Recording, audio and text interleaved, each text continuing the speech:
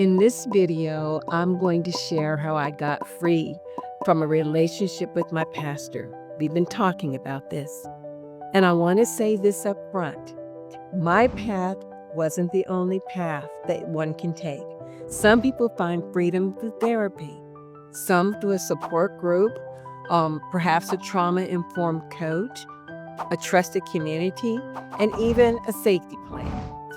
But for me and my story, my freedom came through a spiritual encounter. And I'm sharing it because it's true for what happened to me, not because it's the only way out, okay?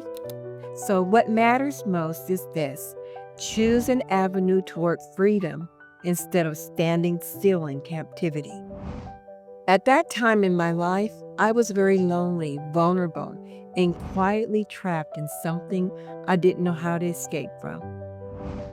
Clinically speaking, I can look back now and see the dynamics very clearly. There was grooming, secrecy, shame, spiritual confusion, and what many would recognize as trauma bond, an attachment that forms when there's a cycle of violation, and then there's the emotional pulling back, where there's this begging and promises, and then temporary relief. All of that is trauma bond. Your nervous system starts living on high alert, and your mind starts negotiating with what you know is wrong because your body is desperate for the pressure to stop. My mother, a minister, came into town during this time to help me transition to a new place for me and my children. We were moving out the old place. The pastor invited her to preach at his church, and she accepted, completely unaware of what was happening behind the scenes. I had no real support at this church. I didn't feel safe enough to go to anyone to confide in them. So even though the pastor and I had never been caught, I knew that we were clearly under suspicion, and I felt like I was hanging on by a thread. I needed a lifeline, but shame will gag you. Shame convinces you that a confession will destroy you. So therefore, you suffer silently. So during my mother's visit, the pastor kept his distance. Thank God. And in that space, it was there that I finally had a little oxygen. So I began to pray and ask God to help me to leave. I told my mom in a limited way that I was infatuated with the pastor. So she prayed with me, but she didn't grasp the seriousness of what I was talking about. She thought maybe I was just lonely. But after she left town, the pastor called me and said he was coming over. My children were in daycare. I didn't have class, and on that day I wasn't working. And I told him, no, don't come over. I want to end this relationship. Please don't come.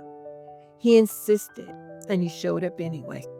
And then another sexual encounter happened at his request. Even though I told him, I can't keep doing this. And that right there, I can't keep doing this, is important clinically. When someone repeatedly violates your no, your agency begins to collapse. You stop trusting your own boundaries. Your body goes into survival mode: fight, flight, freeze, or fawn. Many of us freeze. Some of us comply. And afterward, the shame is crushing. When he left, I sat in my bedroom feeling like something sacred had been trampled over. I had just moved into that apartment. I was trying to start over. I was trying to keep my environment clean, emotionally, spiritually, and mentally. And I felt contaminated. I broke down. I sobbed like I had never sobbed before. And I cried out to God, this is bigger than me. I don't have the strength to fight this. Clinically, that moment was a turning point. It was the end of self-deception. It was the moment my nervous system and my spirit both came together and told the truth. I repented, I pleaded for mercy, I felt grief, shame, and fear pouring out of me like a dam had broken. And then something suddenly happened. that I can only describe honestly as this. It was as if I had been given a tranquilizer. I fell into a deep sleep for about 2 hours. In clinical language, you could call it a nervous system shutdown after something extreme, some kind of distress has happened.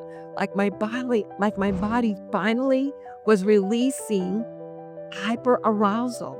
In spiritual language, I experienced it as God intervening when I couldn't. When I woke up, I remember dreaming of angels walking around me. I gathered myself, just coming out of sleep, and I realized I got to go pick up my children. And as I was getting ready to go, the phone rang. It was the pastor. And I'll never forget what happened. A strength rose up in me that I did not have before. No bargaining, no explaining, no fear. I told him, it's over. I'm not coming back to you. I'm changing my direction. And then again, he begged, he cried. He tried to pull me back into that same cycle, but the attachment felt severed. The tie was gone. Clinically, that's what breaking a trauma bond can feel like. It's like when the spell lifts, when your clarity returns and your body finally aligns with what your mind has known all along. Spiritually, I believe God broke the chains that day. I couldn't break those. He called back repeatedly, the pastor, and I kept hanging up and hanging up. And for the first time, I felt what agency must feel like. I felt free.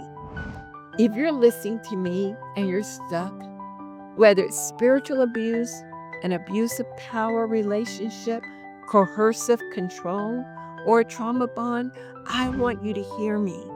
Freedom has more than one doorway. Therapy is a doorway, yes. Community and even a support group is a doorway. A trusted professional and faith can also be a doorway. But you have to be the one to choose your exit. Take one step toward your freedom. Take one step today. Tell someone safe.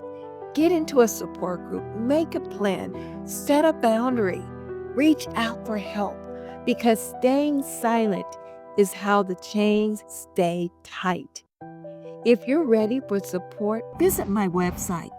Click on the contact link or go to the counseling link and contact our office so you can be scheduled for a free consultation with me. I would love to hear from you and to support you on your journey. This is Patricia Arks with Power Restored Consulting.